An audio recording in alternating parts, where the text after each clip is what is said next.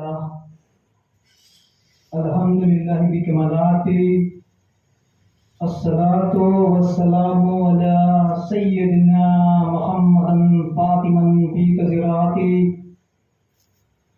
عليا في درجاته حسنا في شفاته شهيدا في تجلياته زين العابدين بعباداته باقي العلوم بمعلوماته صادق الاقوال قاسم الاحوال نقي من الذنوب تقي من الله الله من غيور أسقري المع الغزاة هادي إلى طريق النجاة مهدي إلى صراط يقيم لا سيما لا سيدنا غوث الأعظم دستگیر بغدادی قدس الله سیرہ العزیز نحمده ونصلي على رسوله الكريم الحكيم المقيم الرؤوف الرحيم اما بعد اعوذ بالله من الشيطان الرجيم بسم الله الرحمن الرحيم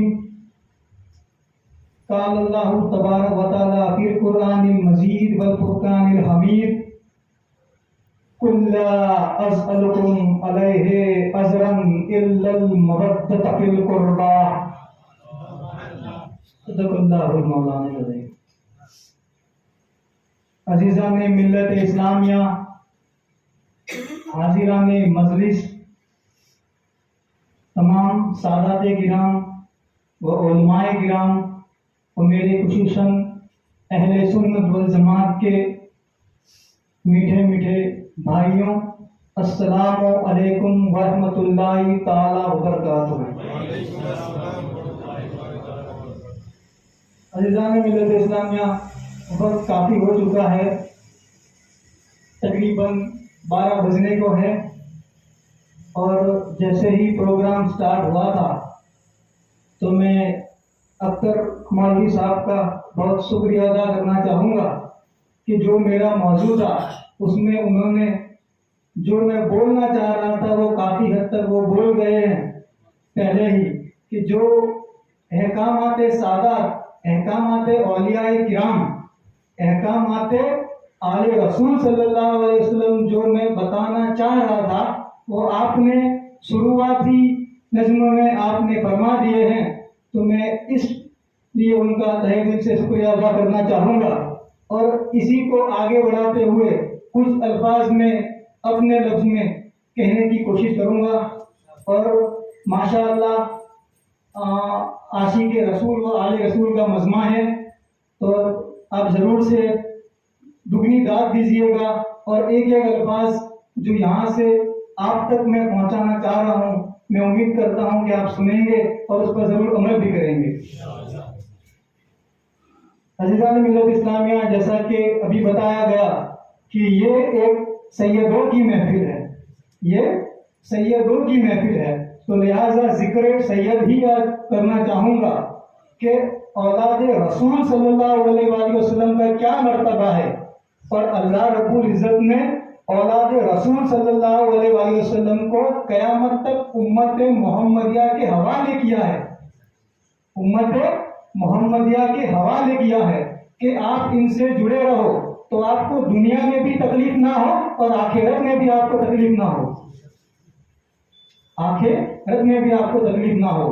جیسا کہ ابھی بتایا گیا کہ اس نظم میں، اس میلاد کی محفل جو ہم نے سجائی ہے، تو کچھ لوگوں کے کلیجے باہر جل رہے ہوں گے کہ کیوں ذکر اولیاء ہو رہا ہے، کیوں ذکر اولیاء ہو رہا ہے، کیوں رسول اللہ کی سے مدد طلب کی جا رہی ہے، کیوں ان کی اولاد کا ذکر ہو رہا ہے۔ تو میں یہ بتانا چاہوں گا کہ سید کبھی آ کر نہیں بنتے، سید آ کر نہیں بنتے، اللہ بھیجتا ہے، اللہ بھیجتا ہے۔ دنیا کی کوئی انسٹیٹیوٹ، کوئی مدرسہ، کوئی ایسی تعلیم سنستھا نہیں ہے جہاں سید ہونے پر ڈگری دی جاتی ہو، جہاں سید ہونے پر ڈگری دی جاتی ہو۔ تو جو معاذ اللہ رسول اللہ صلی اللہ علیہ وآلہ وسلم کو اپنے جیسا کہتے ہیں، تو میں یہ کہنا چاہوں گا کہ ان کی تو بات ہی کیا کروں، ان کی 40ویں پشت پر پیدا ہونے والے بیٹے کا یہ عالم ہے، ان کی 40ویں پشت پر پیدا ہونے والے بیٹے کا یہ عالم ہے کہ ایک ہی مرتبہ ایک ہی سمے پر گھر میں بھی موجود ہے اور دیگر بازار میں بھی موجود ہے. آپ نے دیکھا ہے گاندھی صاحب سرکار کی کرامت کو کہ آپ گھر میں بھی موجود ہے. کچھ حضرات نے آپ کی زیارت گھر میں بھی کی ہے اور آپ اپنے بھائی جن کو بنا میاں کہتے ہیں ان کو بچانے کے لیے آپ باہر بھی موجود ہے. تو یہ ہے اولیاء اللہ کی شان و عظمت.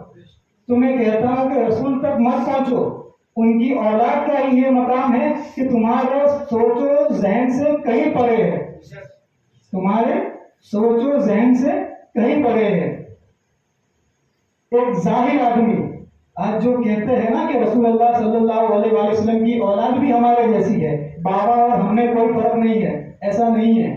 بابا تمہاری طرح نہیں ہے، ان کے اندر خون رسول چل رہا ہے، ان کے اندر خون رسول چل رہا ہے. اور تعظیم کردار کی نہیں ہوتی، تعظیم جو ان کی رگوں میں نسل مصطفیٰ چل رہا ہے اس کی ہوتی ہے، تعظیم اس کی ہوتی ہے.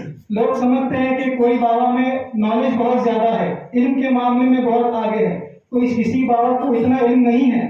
تو اکثر دیکھا یہ جاتا ہے کہ لوگ اپنی مرضی کے حساب سے پسندیدہ لوگوں کا ہی احترام کرتے ہیں، پسندیدہ لوگوں کا ہی احترام کرتے ہیں کہ فلاں بابا کا ہاتھ چوم لیا تو بات مکمل ہو گئی، دیگر جتنے بھی سادات ہیں ان کا احترام نہیں کریں گے تب بھی کچھ فرق نہیں آئے گا. نہیں عزیزو، ایسا نہیں ہے، ایسا نہیں ہے.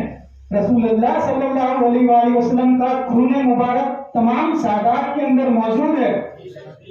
ہم تو وہ ہیں جو پسینے کی تعظیم کرتے ہیں تو خون کی تعظیم ہمارے سے 10 گنا بڑھ جاتی ہے. ہمارے اوپر خون کی تعظیم کرنا 10 گنا بڑھ جاتی ہے. جب پسینے کا یہ عالم ہے کہ پسینے سے گلاب مہک اٹھتا ہے. آقا کی جب آمد مبارک ہوئی اس کے پہلے اس سرزمین پر گلاب کا وجود نہیں تھا، گلاب کا وجود نہیں تھا. یہ تو آقا کے پسینے مبارک کا کرم ہے کہ جس سے گلاب کھل اٹھا، اور ہم سنی اسی گلاب کو اپنی محفلوں میں سجاتے ہیں. تو آج کی تعظیم کتنی کرنی چاہیے اس پہ سے اندازہ لگائیے، آج کی تعظیم کتنی کرنی چاہیے. اب کیونکہ وقت بہت ہی کم ہے اور میں نے جیسا پہلے بھی کہا کہ جو بات مجھے بیان کرنی تھی وہ اختر مولوی صاحب نے کر دی ہے، جو شان اولیاء انہوں نے بہترین بتائی ہے.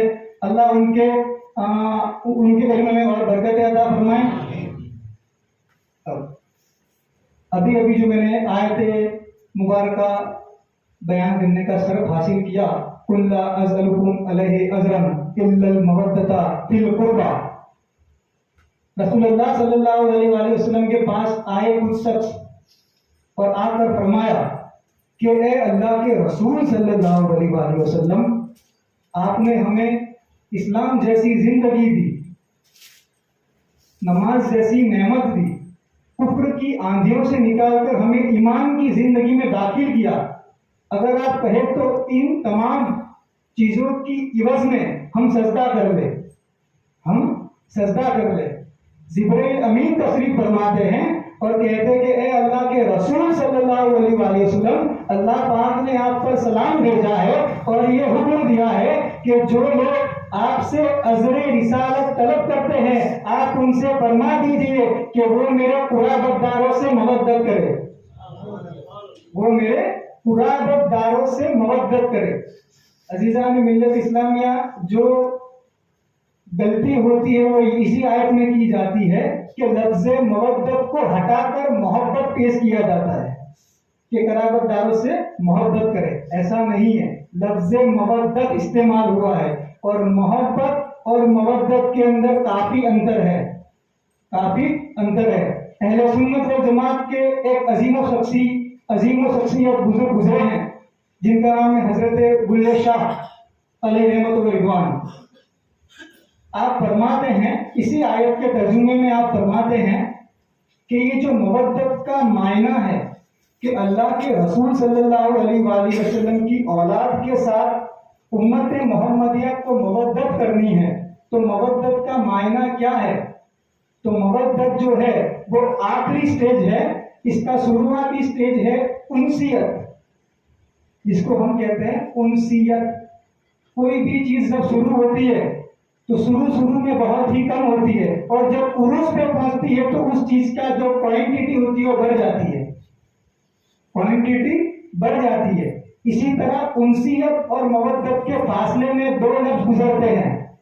انسیت شروعاتی سٹیج کو کہیں گے اور مودت آخری سٹیج کو کہیں گے۔ بیچ میں دو سٹیج سے انسان کو گزرنا ہوگا، ایک ہے عشق اور دوسرا ہے محبت۔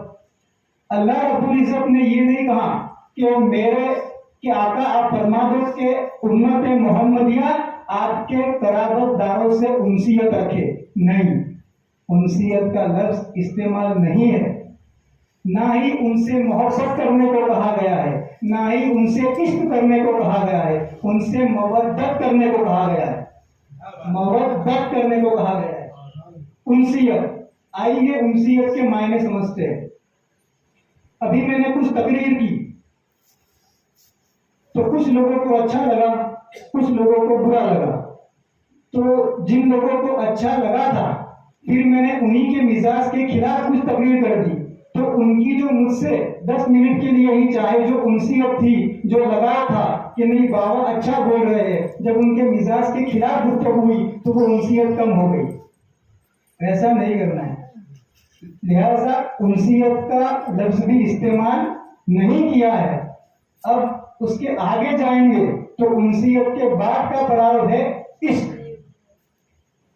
پھول کو خوشبو سے عشق ہے، پھولوں کو خوشبو سے عشق ہے، لیکن کبھی کبھی خوشبو کو پھول سے جدا کر دیا جاتا ہے عطر کی شکل میں۔ عطر جو بنتا ہے پھول کو خوشبو سے جدا کر دیا جاتا ہے، لہذا اس آیت کے اندر لفظ عشق بھی استعمال نہیں ہوا، کیونکہ یہ بھی جدا ہو سکتا ہے، اور اللہ کو گوارا نہیں ہے کہ اس کے محبوب صلی اللہ علیہ وآلہ وسلم کی اولاد سے امت محمدیہ جدا ہو، امت محمدیہ جدا ہو۔ اب ایک سٹیپ اور آگے بڑھیں گے تو اس کے بعد کی کیٹیگری آتی ہے محبت۔ محبت، اس آیت کے اندر محبت کا لفظ بھی استعمال نہیں ہوا ہے، کیونکہ محبت بھی ایک مرحلے سے دوسرے مرحلے پر ختم ہوتی ہے۔ اور بلے شاہ یہ فرماتے ہیں کہ ایک پیر ہے اور ایک مرید ہے، تو پیر مرید کی جو عزت و احترام ہوتا ہے پیر کے لیے اپنے سینے میں، وہ بھی ایک منزل پر جا کر ختم ہوتا ہے جب پیر کی دنیا سے رخصتی ہوتی ہے، لہذا مرید کی جو اٹیچمنٹ ہے، جو اس کا احترام ہے، وہ ایک منزل سے دوسری منزل کو جاتا ہے، لہذا محبت کا لفظ بھی استعمال نہیں کیا گیا۔ اب آپ کہیں گے نہ ہی انسیت ہے، نہ ہی عشق ہے، نہ ہی محبت ہے، تو پھر مودت کا مطلب کیا؟ مودت کا مطلب کیا؟ غور سے سنیے گا، اور میں ضرور جانتا ہوں کہ آپ یہاں بیٹھا ہر ایک شخص آپ کا دل اندر سے جھوم اٹھے گا جب آپ شان رسول اللہ صلی اللہ علیہ وسلم اور ان کی اولاد کا کیا مرتبہ ہے وہ آپ سنیں گے۔ بلے صاحب فرماتے ہیں کہ اب سنو لفظ مودت کی دو لفظوں میں تعریف، لفظ مودت کی دو لفظوں میں تعریف۔ مچھلی کو پانی سے انسیت نہیں ہے، نہ ہی عشق ہے، نہ ہی محبت ہے، مچھلی کو پانی سے مودت ہے کہ اس کے بغیر وہ زندہ رہ ہی نہیں سکتی، اس کے بغیر وہ زندہ رہ ہی نہیں سکتی۔ تو اگر تمہارے سینے میں محبت رسول و آل رسول نہیں ہے تو تم لازم ہے کہ تمہارے سینے سے تمہاری جان بھی چلی جائے، تمہارے سینے سے تمہاری جان بھی چلی جائے، کیونکہ اہل بیت رسول سے مودت کرنی ہے، مودت۔ اب عزیزو، بس میں اپنی گفتگو تمام کرنا چاہوں گا۔ چند الفاظ کے بعد سادات کرام موجود ہے، تو میں انہی کے جد امجد کے بارے میں چند الفاظ بیان کر کے آپ سے رخصتی چاہوں گا کہ ہم نے اپنی دونوں آنکھوں میں، ایک آنکھوں میں محبت اہل بیت کو سجایا ہے، دوسری آنکھوں میں محبت اصحاب رسول کو سجایا ہے۔ ہم اہل سنت والجماعت، ہم نے ایک آنکھوں میں صحابہ کو سجایا ہے، دوسری آنکھوں میں اہل بیت کو سجایا ہے، کہ دونوں ہمارے آنکھوں کے نور ہے، ہم سے وہی نفرت کرے گا جو ایک آنکھ سے دیکھتا ہوگا ہم سے وہی نفرت کرے گا جو ایک آنکھ سے دیکھتا ہوگا۔ ایک آنکھ میں ہمارے اہل بیت ہے، دوسری آنکھ میں ہمارے اصحاب رسول ہے، کہ جنہوں نے ہمیں اہل بیت سے محبت کرنے کا طریقہ بتایا۔ اہل بیت سے اگر سب سے زیادہ محبت کی ہے تو اصحاب رسول صلی اللہ علیہ وسلم، اور ہمیں انہی کے نقش قدم پر چلنا ہے۔ عزیزان ملت اسلامیہ، ایک بات اور بتاتا چلوں کہ ہر کوئی جنت کی فراق میں ہے، ہر کوئی جنت کی فراق میں ہے۔ آپ کو پتا ہے یہ اللہ رب العزت نے نماز 5 وقت کیوں رکھی ہے؟ اللہ رب العزت نے نماز 5 وقت کیوں رکھی ہے؟ کیونکہ نسبت دینی تھی پنجتن پاک سے، نسبت دینی تھی پنجتن پاک سے۔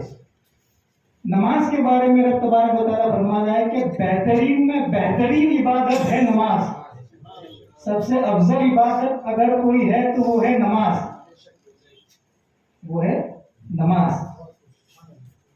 اور جو صرف نماز کرتے ہیں اور لوگوں کو آل رسول سے دور لے جاتے ہیں، جو صرف نماز کرتے ہیں اور لوگوں کو آل رسول سے دور لے جاتے ہیں، باہر گھوم رہے ہیں ایسے بہت، ہم میں تو کوئی نہیں، ہم تو اولیاء اللہ کے غلام ہیں الحمدللہ۔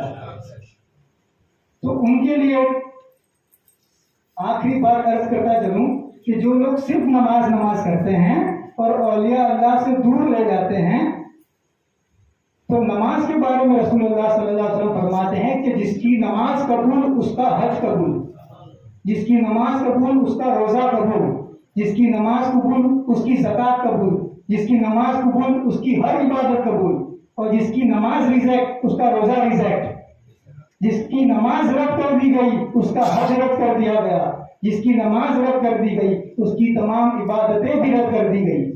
اب بہترین میں بہترین عبادت ہے نماز۔ تو اب آپ کہیں گے کہ جب نماز کے قبول ہونے سے یہ ساری چیزیں قبول ہوتی ہے تو وہ کون سی چیز ہے جو نماز کو قبول کرتی ہے؟ وہ کون سی چیز ہے جو نماز کو قبول کرتی ہے؟ تو نماز تب قبول ہوتی ہے جب آپ نماز میں نبی اور آل نبی پر درود و سلام نہ پڑھو۔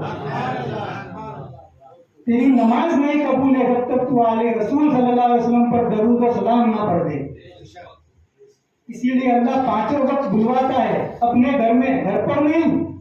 اللہ حکم دیتا ہے کہ میرے بندوں میرے گھر آ جاؤ، میرے گھر آ کر میرے محبوب پر اور ان کی اولاد پر درود و سلام پنجگانہ پڑھو۔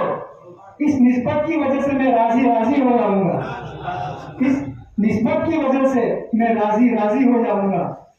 تو کہنے کا مقصد یہی ہے کہ جن کے دلوں میں بغض اہل بیت ہے، جن کے دلوں میں بغض اہل بیت ہے، وہ چاہے ساری زندگی نماز پڑھتا رہے، حج کرتا رہے، روزے رکھتا رہے، عمرے کرتا رہے، جب تیری نماز نہیں قبول ہے تیرے سارے اعمال نہیں قبول ہے۔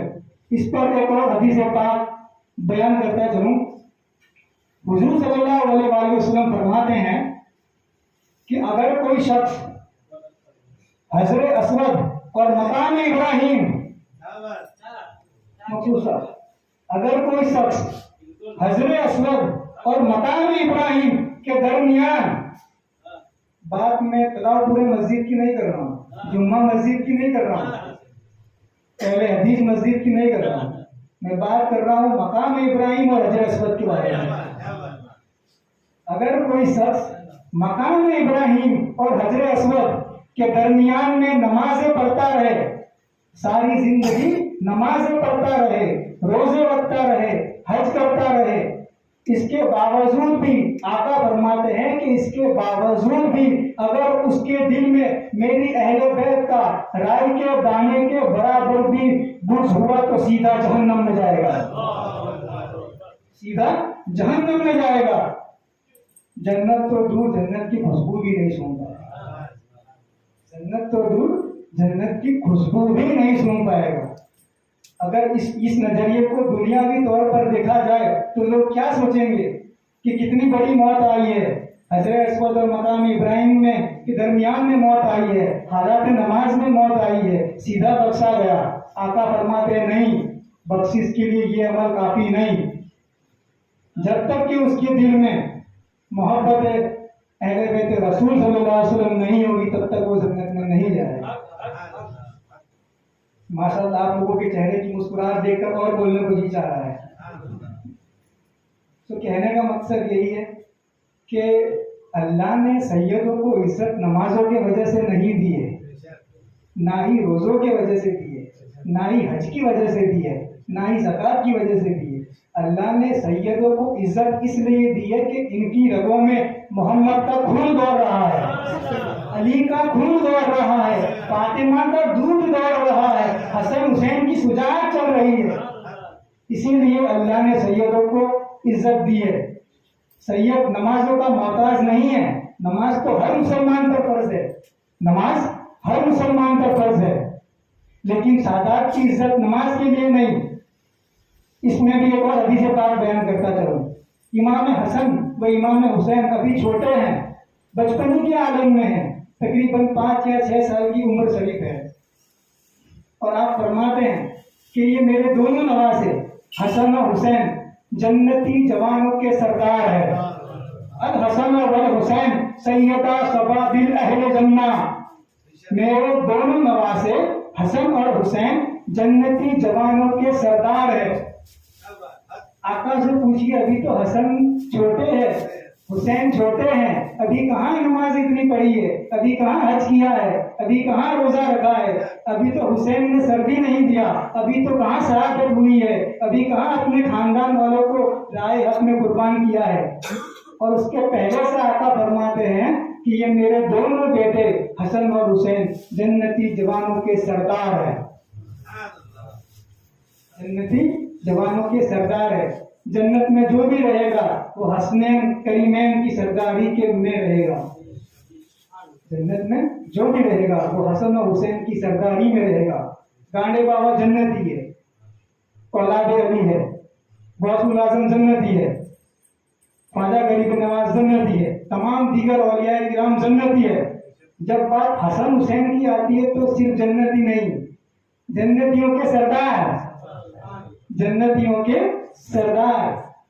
تو عزیزان ملت اسلامیہ، کہنے کا مقصد یہی ہے کہ ہر دور میں ہمیں پریکشا دینی ہے، کیونکہ اس مسلک کا، اہل سنت والجماعت کا مین 5 چیزوں پر بنیاد ہے، جس سے بہترین توحید کہیں نہ ملے۔ ہم سے بہترین توحید کوئی بیان نہیں کرتا، جس سے بہترین رسالت کہیں نہ ملے۔ شان رسول اللہ، شان کریم مصطفیٰ صلی اللہ علیہ وسلم ہم سے بہتر کوئی نہیں جانتا، جس سے بہتر مقدس اہل بیت کہیں نہ ملے، جس سے بہتر تقریم تعظیم صحابہ کہیں نہ ملے، اور جس سے بہتر نسبت اولیاء و صالحین کہیں نہ ملے۔ جہاں یہ 5 سمندر مل جاتے ہیں اسی جگہ کو اہل سنت و جماعت کہا جاتا ہے، اسی جگہ کو اہل سنت و جماعت کہا جاتا ہے۔ عزیزان ملت اسلامیہ، میں بار بار یہی کہنا چاہوں گا، بس اب اپنی تقریر سمیٹ رہا ہوں، تقریباً 12 بج چکے ہیں اور زیادہ وقت نہیں لینا چاہوں گا، کہ ہمیں جو احکامات رسول اللہ صلی اللہ علیہ وسلم نے دیے ہیں اسی پر عمل کرنا ہے۔ آقا کی دنیا سے رخصتی 11 ہجری میں ہے اور کربلا ہوئی ہے 61 ہجری میں، 50 سال کا انتر ہے، 50 سال کا۔ عزیزان گرامی، 50 سال کوئی زیادہ انتر نہیں ہوتا۔ یہاں پر بیٹھے ہوئے ماشاء اللہ، اللہ ان کی عمر میں اور برکت دے، کافی لوگ 50 سال سے زیادہ بھی ہیں، تو 50 سال کا انتر کچھ زیادہ نہیں ہوتا۔ آپ نے کبھی غور کیا کہ ایسا تو کیا ہوا کہ رسول اللہ صلی اللہ علیہ وسلم کی دنیا سے رخصتی 11 ہجری اور کربلا ہو گئی ہے 61 ہجری میں؟ ان 50 سالوں میں امت کیوں اہل بیت کے خون کی پیاسی ہو گئی؟ تو عزیزان گرامی، اسی بات پر غور و فکر کرنا ہے اور اپنے دلوں میں محبت اہل بیت اور محبت اصحاب رسول دونوں کو سجائے رکھنا ہے، اور ہماری ایمان کی حفاظت کرنی ہے. لٹیرے ایمان کے لٹیرے، جیسا کہ بھی اختر مولوی صاحب نے بتایا، ایمان کے لٹیرے ہر جگہ موجود ہیں. اور اہل سنت و جماعت ہم کو دونوں طرف سے تیار رہنا ہے. کچھ لوگ صرف صحابہ کا نام لیں گے اور کچھ لوگ صرف اہل بیت کا نام لیں گے. ہم ہی وہ ہے جو دونوں کا نام لیں گے، کیونکہ ہم نے دونوں کو تھام کے رکھا ہے. گرامی، بس اسی کے ساتھ میں آپ سے رخصتی چاہوں گا. پھر کبھی انشاءاللہ تعالیٰ کبھی موقع ملا تو آپ سے گفتگو کرنے کی اور خواہش رکھتا ہوں دل میں. آگے بھی انشاءاللہ تعالیٰ ہم گفتگو کریں گے. فاضل دعوانا الحمدللہ رب العالمین وما علینا الا البلاغ المبین. والسلام علیکم ورحمۃ اللہ تعالیٰ وبرکاتہ.